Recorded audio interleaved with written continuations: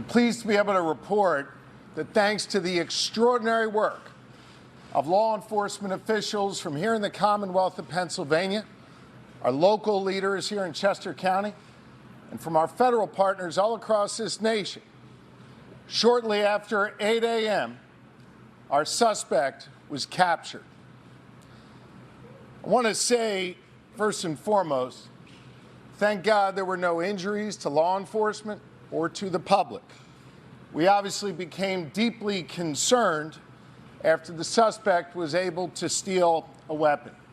He was apprehended this morning with no shots fired.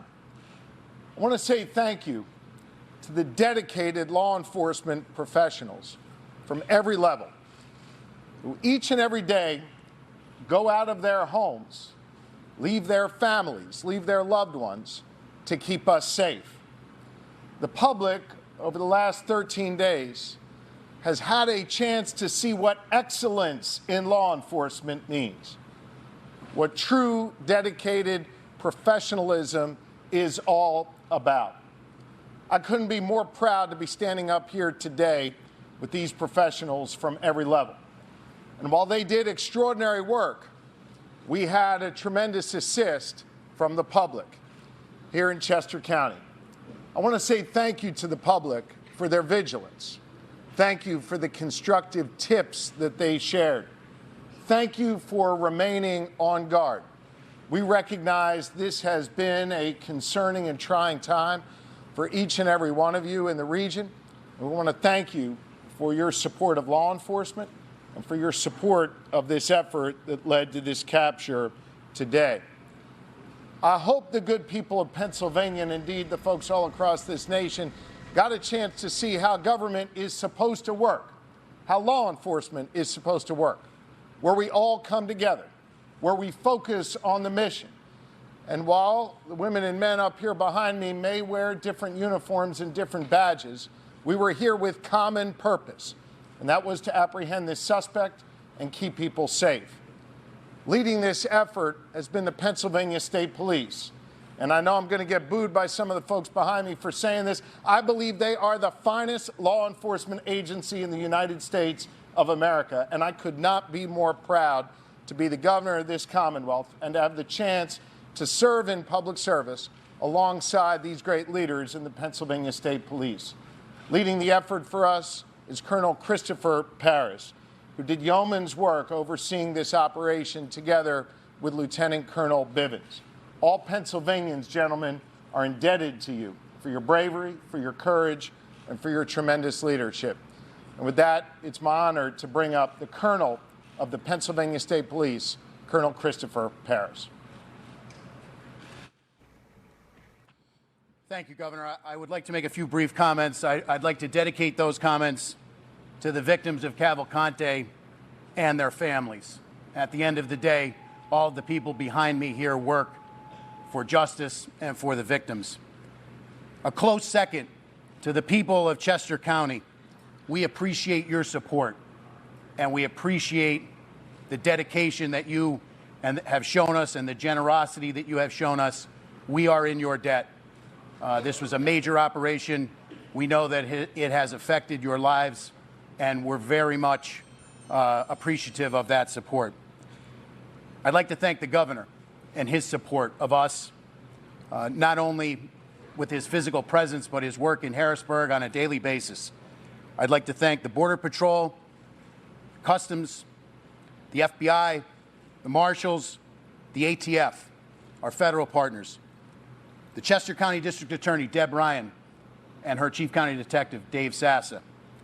Our municipal partners, too numerous to mention here in Chester, Montgomery, Delaware, and Bucks counties. We could not have done this without everyone.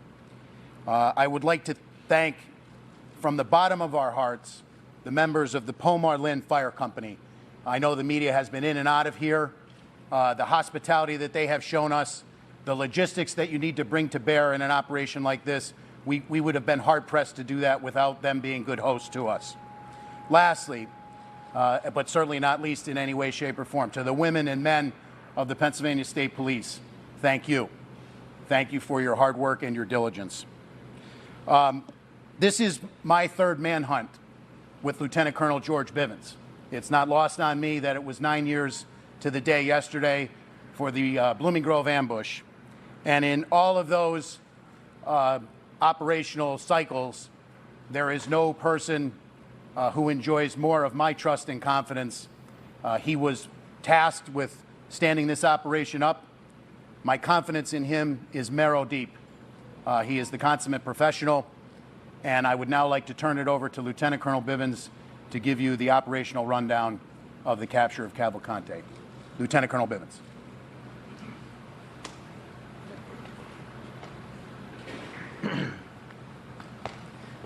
Thank you, Governor. Thank you, Colonel. It is a true pleasure to stand here this morning and talk to all of you about bringing this manhunt to a successful conclusion and without getting anyone else hurt, most importantly. None of this would be possible without the support of this team represented by members of various agencies standing with us up here, by others standing throughout this fire hall, and by still more who are out there in the field. So let me give you a few details about how this unfolded. As you know, we have been working most recently in a perimeter established in northern Chester County. Last night, shortly after midnight, a series of events started to unfold. First, we had a burglar alarm at a residence near Prizer Road within the perimeter. Our people investigated that, did not find Cavalcante there or anyone else, but it started to bring some of our people into that area. We had been searching an area not far from there already with some tactical teams that night. There was an aircraft overhead utilizing FLIR technology, and close to 1 a.m. Picked up a heat signal that they began to track. It was west of PA 100 and north of Prizer Road. Tactical teams began to converge on that location where the heat source was moving. Unfortunately, we had a weather system that also came in, and we had lightning that was flashing all around, and it caused the aircraft to have to depart the area. Tactical teams made a decision to secure that area, that smaller area, as best they could, and hold it through the storm and until we could bring additional resources in and bring aircraft back overhead to ensure that we did not have an issue with an escape. That resumed early this morning, and shortly after 8 a.m., tactical teams converged on the area where the heat source was. They were able to move in very quietly. They had the element of surprise. Cavalcante did not realize he was surrounded until that had occurred. That did not stop him from trying to escape. He began to crawl through thick underbrush, taking his rifle with him as he went.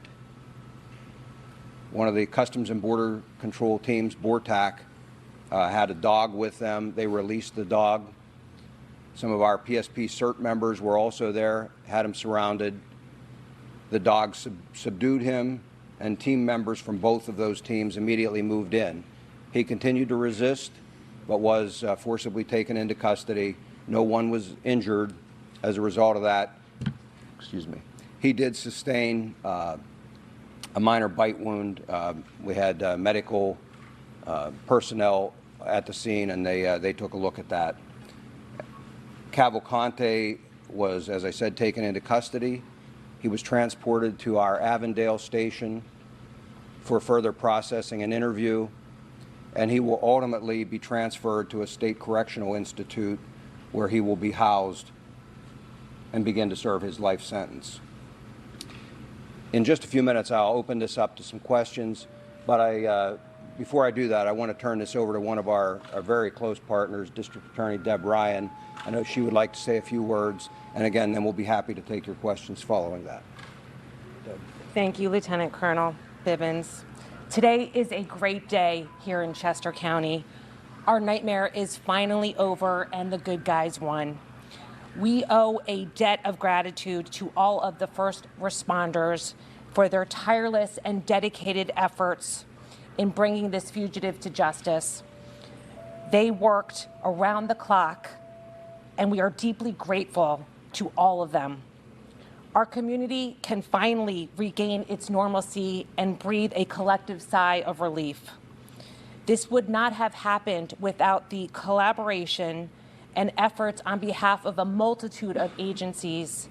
I need to thank the Governor, Colonel Paris, Lieutenant Colonel Bivens for his unflappable and dedicated leadership, the U.S. Marshals, the Chester County Detectives, the FBI, U.S. Customs and Border Patrol, the Department of Emergency Services, the Sheriff's Department, and every single person who went out into the field in the most horrendous conditions. We had weather problems, we had terrain problems, and a ton of obstacles that prevented our capture from occurring as expediently as we wanted. We have the best people in the business, and we never lost faith that this capture would occur. We knew that it was just a matter of time. The scope of this manhunt was extremely impressive. The brave men and women who went out there every single day are our heroes. And I am proud to be a part of this collective team of people who worked around the clock to bring this man to justice during this monumental challenge. They utilized every piece of advanced technology, dogs, drones, helicopters, every asset available was put out for this capture.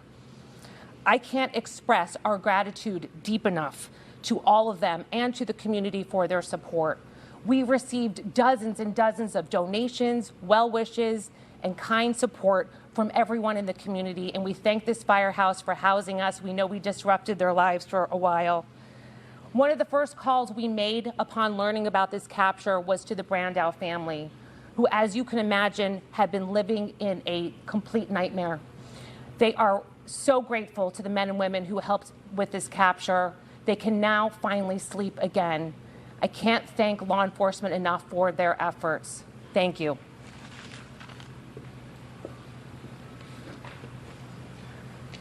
Okay, with that, we will be happy to take your questions. Yes.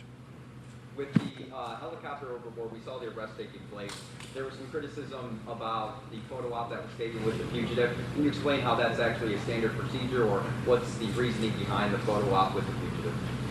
I'm aware that there was a photo op that was taken out there. Those men and women worked amazingly hard through some very trying circumstances. They're proud of their work. I'm not bothered at all by the fact that they took a photograph with him in custody. Again, they're proud of their work. They kept the community safe. I say thanks to them and good job. Sir, did he say anything in the moment that he was captured, and you released the name of the canine officer who bit him during his capture? We will probably not be releasing the name. And in terms of anything that he said, we need to use an interpreter, and he has been taken back to the station, and at that point we will attempt to interview him at the Avondale station. He didn't say anything upon capture, anything at all? I'm not aware of it. If he did, I don't have that information. Lieutenant, your officers were authorized to use lethal force if he didn't actively surrender. Was the goal to always take him in alive? That's always our first choice and preference. Again, that option is only to prevent the escape of a very dangerous individual. Had they not been able to contain him, that would have remained an option. Who specifically made the arrest? Which organization? It was a combination. It was a combined group of the Border Patrol and PSP. At 1 o'clock captured. When he went into the van, he was stripped and had his tattoos photographed. Is that normal procedure? Yes. When the thermal imaging happened at 1 o'clock, was he in the same location when you found him? Wait, I'm sorry. You'd ask first, man. Was he asleep when you found him? He was proned out. I've not been told that he was asleep. I'm told that he was proned out trying to hide and then began to crawl away. Was it the same location when you got the thermal imaging at 1 and you found him at 8? It was in that close proximity to that, yes. What was it whether anyone was helping him? No one was assisting him at that point. Sir, what was the agency that was flying the helicopter that first spotted the key? That was the DEA, and that was a fixed-wing aircraft. Were you worried as law enforcement that you had to down the plane and there could be another chance for escape? I mean, that's obviously the plane had to land, but what kind of risk did you have to calculate? Well, you know, as I've told you throughout this investigation, there are always things we have to contend with. Everything isn't scripted and doesn't go perfectly. And so it's just another challenge. Worried, I don't think, is the word that I would use. We simply had to adapt. And so we secured that inner perimeter while always keeping our outer perimeter secure, so that if he did manage to get out of that inner, we would box him in yet again. How tough an adversary was he? You've led some very high-profile, difficult manhunts. How tough an adversary was he compared to some of the others? You know, I don't know that he was particularly skilled. He was desperate, and I've said that all along. You have an individual whose choice is go back to prison and spend the rest of your life in a place you don't want to be, or continue to try and evade capture. He chose the evade capture. He was in good shape, obviously able to climb, as you saw, to get out of prison. But ultimately, as I said all along, we had an amazing team assembled here, capabilities that are just very formidable. And I was confident all along that he would eventually be captured. And ultimately, this team, and I credit all of them, for bringing together their collective experience, the resources, and being able to apply that and capture him. It's never easy to find someone who doesn't want to be found in a very large area. Previously, you said you were reserving comment on if anybody was helping him throughout the search. I know you said no one helped him this morning. Can you say now that he's in custody whether he received help these last 13 days? There were people who were intent and intended to assist him. We had been successful. To the best of my knowledge, we had been successful in preventing that assistance from reaching him. Does that include his sister?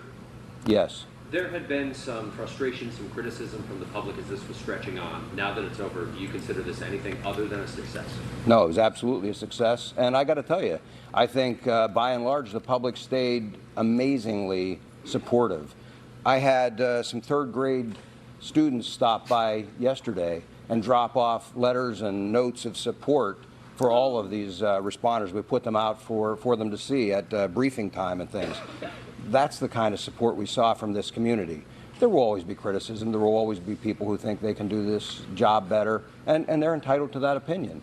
What I would tell you is, again, I put my faith in this group of experts, this group of seasoned law enforcement professionals, the dedicated men and women, not only of the Pennsylvania State Police, but of all of the other partner agencies who went out there every day. I'll put my money on them any day of the week, and I believe the community supported them and continues to. Will he be charged with escape, and when will those charges be filed? We'll be discussing with the district attorney what, if any, charges will be filed. But for right now, again, there is a commitment, and he is going to begin serving his life sentence at a state correctional institution. When was his sister now? She is in the deportation proceedings. That will proceed as had been initiated. Do you know where Cavalcante got the Eagles? I'm sorry? Do you know where Cavalcante got the Eagles hoodie from? I do not. Other than the rifle, what did he have with him? Did he have anything else? Just the clothing and things that he was wearing. Did he at the time. attempt to shoot? Did he attempt to try to engage? He did not have an opportunity to, no, How many sir. officers were on the ground as you converged? I don't have an exact number, but looking at the teams we were sending in there, in the immediate vicinity was probably 20 to 25. And can you tell us more about what those 20 to 25 look like? Like, did they have specific armor? What Yes, they were tactical. They were a tactical team. You would expect, camouflage, full armor, long rifles, that kind of thing. Which agency? Customs and Border Patrol was their BORTAC team out of El Paso, and then Pennsylvania State Police CERT. It's our Special Emergency Response Team. Once on the ground, they've now pinpointed him, right? They're Yes. on the ground and they're quietly moving into place. Length of time? From that point, probably 5 minutes. It played out fairly quickly once they had identified him and moved in. He detected them at that point once they were already in position, and again, he started to crawl away, and it played out very quickly then. Sir, what is your greatest lesson from this 14-day manhunt? You know, I don't know that there's any single lesson. I will tell you that I learned something from all of these, and as I told you before, I bring that experience to the next one.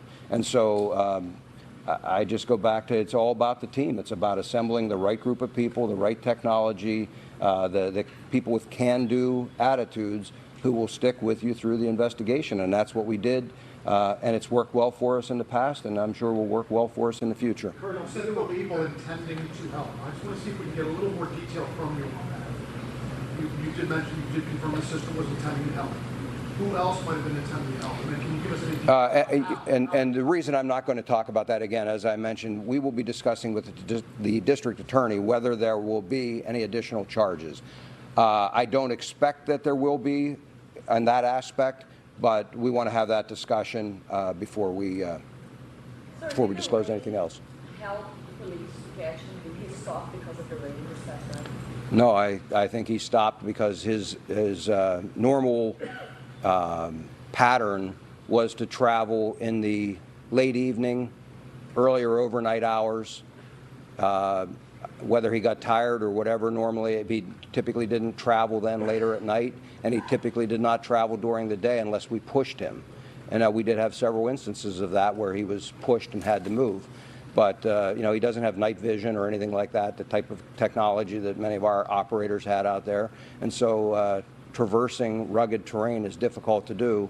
I believe it was just easier for him to do in the late evening hours and late afternoon. I believe that's what caused it. It was a scalp wound, and they bleed pretty significantly. I'm told there was not any significant injury. Did he have a phone? Just one, ma'am. He was able to get a car and a gun, or a vehicle and a gun during this 2-week period. Is that surprising? Are you sort of astonished as some of the public were about that? No, I mean, all along, we asked people to secure as best they could. Unfortunately, he was still able to acquire some of those things. Again, those are just some of the challenges we deal with in an investigation like this. Our people rise to those challenges, and ultimately, again, he was successfully captured. I know that you led the effort also in July earlier this year when that person escaped using bed sheets. It was a chocolate lab that ultimately led to his arrest, and now here we are again. You're talking about a canine moving in and basically disabling Cavalcante. Can you just kind of talk about the having canines and their use and how much of an asset they are when you're trying to navigate tough terrain and track down dangerous people? Sure. I mean, in the case of Tucker, he was kind of a civilian. I would say we deputized, and brought him in. He's now an honorary member of PSP, but lab. But he was not involved in this. That was in Warren that this gentleman was referring to. Just, I believe it's a Shepherd or a Belgian Malinois. For those of us who aren't familiar, just 1 minute, if I can come back to this gentleman, I apologize. In any event, canines play a very important role, not only for tracking, but also for, just like in a circumstance like this, safely capturing someone. Far better that we're able to release a patrol dog like this and have them subdue the individual than have to use lethal force. And so, again, our preference is always to use other means. Canines play a very important role. for those of us who aren't familiar with the area, can you tell us a little bit more about where he was? He appears he was in front of a commercial building. Was he hiding within that building, or he was? He was in the wooded area, again, west of PA 100 there. I'm sorry, west of? PA 100. Okay. Are you aware of how he was getting nourishment and, liquids? No, that'll all be part of the interview we'll attempt to do. Whether he'll talk to us or not, that's obviously entirely up to him. But that will be something that we'll be asking. Sir, at this juncture, can you release where he worked in Chester County prior to his 2021 arrest for homicide? Unfortunately, I don't have that the list of those locations. I know that he did a variety of jobs installing flooring, but I don't have the specific list of work locations. How long will he be at the Avondale Barracks? Long enough for us to process him, and however long an interview lasts with him.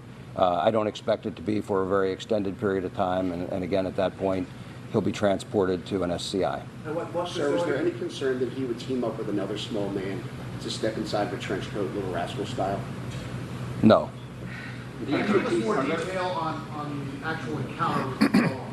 Did the dog tackle him, bite him? Again, I didn't see this specific capture. What I would tell you is the way those dogs are trained is to simply go to the person. They will grab whatever is closest for them to grab, and then they are trained to detain that individual. They don't just keep biting and releasing or trying to cause additional injury. They simply grab onto and try and hold that person in place until officers can get there. So that's why they're never released, at some great distance or unsupervised. There are officers close by who can then move in. The handler can immediately pull the dog back off of they give them a command, pull the dog back off, and then officers take over from there. He did. You mentioned I don't have the name right now. Was there any body cam footage or doggy cam footage in the situation of him getting the rest of anything happening? Not that I'm aware of, And sir. then secondly, Border Patrol, are they here? Yes. Can we talk about the expertise of Border Patrol being here to make that arrest? Do you want to? What your experience played in, how that made you could step up? Sure. Now, Border Patrol is trained in tracking and pursuing. From the time an agent comes on duty, assigned to the southwest border, they get lots of experience tracking and trailing people. And then with our technology and other resources that just aids in the searches like this one. Different terrain than normally what you're working on, correct? So Border Patrol is assigned to both the northern border and the southwest border. So we got training and experience in all types of terrain. Just tell us specifically what you did here. What did you do here to capture this man? We assisted the federal, state, and local partners with our resources, whether performing observation at night, searches during the day, searches during night, and then obviously we had our tactical teams here. question for Governor Shapiro. Governor, yesterday you described just now 24 hours ago right here that you were calm and that your commanders over this operation were also calm. In hindsight, how did you balance the obvious pressures from outside that were forever saying, find him yesterday? Look, we had a job to do, and that was to capture Cavalcante. And I had the absolute best team working on this. I'm proud to be associated with the Pennsylvania State Police and all the law enforcement leaders who were behind me, federal, state, and local. We knew we had the best, and we knew, as Colonel Bivens said multiple times, he was desperate, and it was just a matter of time. I couldn't be more proud of them. And I want to come back to two questions over here that are related to Mr. Holden's question. One was about the assets that we deployed beyond the people. I hope that the public takes great pride in the technology, in the canines, and in all of the assets that were brought to bear here. We ask a lot of the public through their tax dollars to support the police, to support law enforcement at every level. And they got a front row seat here in Chester County and across Pennsylvania to see the extraordinary work not only these individuals do, but the great technology we're able to bring to bear to ultimately capture dangerous suspects like this. The public should take great pride in that. And then to the gentleman's question there in the suit, folks, whoever had their Eagles hoodie stolen, if you could let us know, I'll do my best to get you one of those new Kelly Green ones, okay? Governor, can I just ask you, two escapes, two different individuals from the same prison in the same year. What do you say to people who live in this area to see what is happening at the Chester County Prison, and what are you guys going to do moving forward to try and prevent this kind of thing from ever happening again?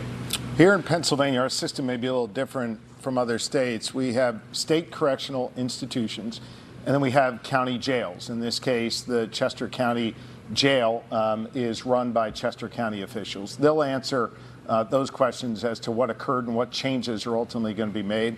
Certainly, the State Department of Corrections will be here to assist in any reviews or in any other work that they need done to make sure that that facility is secured. They obviously have a lot of work to do there, and I'm confident under the leadership of Chairwoman Moskowitz and District Attorney Ryan and other leaders in the county, they'll get that done. Governor,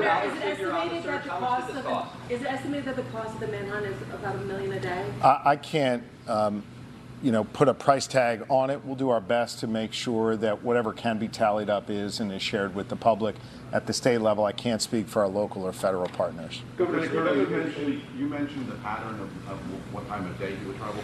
Were there any other patterns that you picked up on that were key in tracking him, containing him, and then ultimately catching him? There were a number of things that that we picked up on, and he didn't follow the same pattern every single time. Seemed to like to travel via creek beds. He liked other paths of less resistance, wood lines, power lines, gas lines, that type of thing. And that's actually fairly normal. Nobody wants to have to force their way through very heavy underbrush and things. And again, I mentioned the time of day, but all of that combined with some outstanding work and technology is really what brought this to a successful conclusion. So many people in Chester County are grateful for your efforts. I know you mentioned on Friday you were asked about containment and capture. Ultimately, that tactic was successful. Anyone that you would like to thank at this time? I know Land Hope donated breakfast yesterday. Wawa has been big help with lunch. Any small businesses you'd like to thank? And then again, the people of Chester County. I will tell you that we have been compiling a list, and I don't want to stand here right now because I will absolutely miss many. Some of those that you mentioned have been outstanding supporters of us, and I thank them. We will publish a list of all who helped us out, because we are very, very appreciative. That level of support is really one of the things that allows our people to focus on the task at hand and to try and be successful even quicker than we might otherwise have to be. When I gave you all a tour of the facility in here, I talked a lot about logistics and the support that's required to field a team of 3, 4, 5 or more hundred law enforcement officers out there. It takes a lot to put it out there. And so the help of all of those folks, the help of the average person who stopped by and dropped off a case of water was very much appreciated, not only for the case of water, but also just for the kind thoughts of, and words of support that they always included when they dropped that off. And ultimately contained and captured, so that tactic was the way to go. Yes, as I said, we always take a multifaceted approach. And so depending on the circumstances, there's always a contingency, and we're always prepared to move in whatever direction we need to. Were officers wearing body cameras, and will that footage be released? I'm sorry? Were officers wearing any body cameras, and will that footage? I don't believe any officers on the tactical teams had them on. The type of aircraft involved here with the heat-seeking equivalent, is that a DEA aircraft? Was it fixed wing, drone, helicopter? Also, did the arrest happen in South Covington? It was a DEA fixed-wing aircraft. I believe that's South Covington. I would have to look at a map. We were operating in several townships there, but again, it was north of Prizer and west of PA 100. Sir, where were you when this all happened? And do you have a personal feeling of satisfaction for 14 days of very long, hard work? How does this feel for you this morning? I was here in the command post when the capture occurred, and yes, I'm very happy that this occurred and that no one was injured. It brought a new level of danger for all of our people out here in the field when we knew that he obtained a firearm. And so for me, the biggest sense of relief is that no one in the community was harmed and no law enforcement officer was harmed either. So that's the win. Sir, was he mobile the whole time, or did he set up a base camp? No, I believe he was more mobile the entire time. Sir, what prison is he being transported to? We're not releasing that, but it is going to be a state correctional facility, and once he is secure there, I believe they will release where he is being housed. Lieutenant Colonel Dennis, you said that multiple people attempted to help him. Did he have any means of communication to reach out to those people and coordinate with them as to where he was? He did not at the time that we captured him. Yes, ma'am.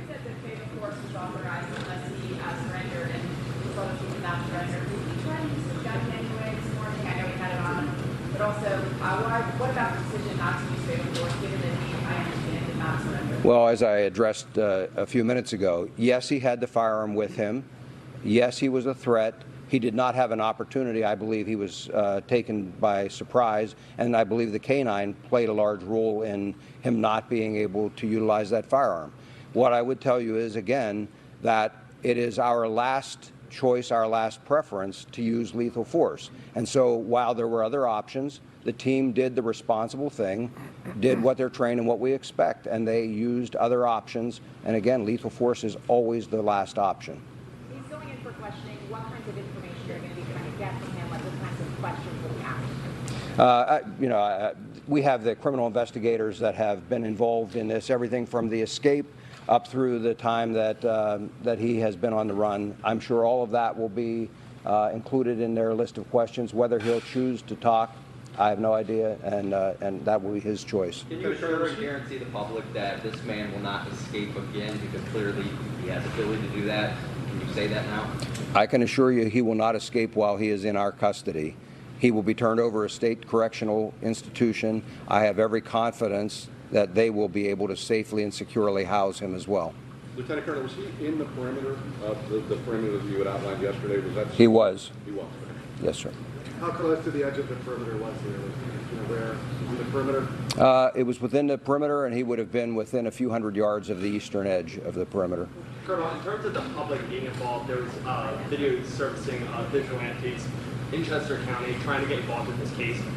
Moving forward, if something like this happens again, what would you tell the public in regards to getting involved in a case like this? I would ask them the same thing that I asked this time, and that is, please don't come out and try to become involved like that. You potentially take away resources that would otherwise be spent on the search trying to deal with those individuals, and we don't want one of them to get hurt unintentionally. How far was the capture from where the burglary happened last night? Within a quarter mile. Colonel, once processed, It wasn't a burglary. It was an alarm, by the way. But once processed, any idea in ballpark time until transfer? it depends on whether he is cooperative and is interviewed. That could take minutes to hours, but I don't have the answer yet. Whether he's, I'm not aware of that. Sir, do we know if his sister and mother entered the country via Puerto Rico as well? I don't believe his mother is here, and I don't have that information immediately available here about where they entered. As I said, the sister, though, is in the process of being deported now. We have time for 2 more questions. Lieutenant Yes. Colonel, after everything that you've been through, seen with Cavalcante, once that interpreter is there, do you plan on having a conversation with him, asking him anything about all this? No.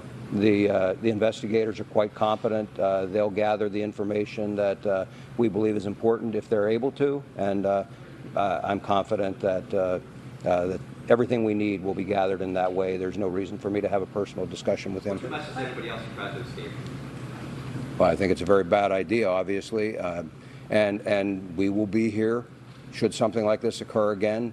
We'll put the team back together, and we'll be right back out after them. Okay? Thank you all. Thank you, everybody. Thank you.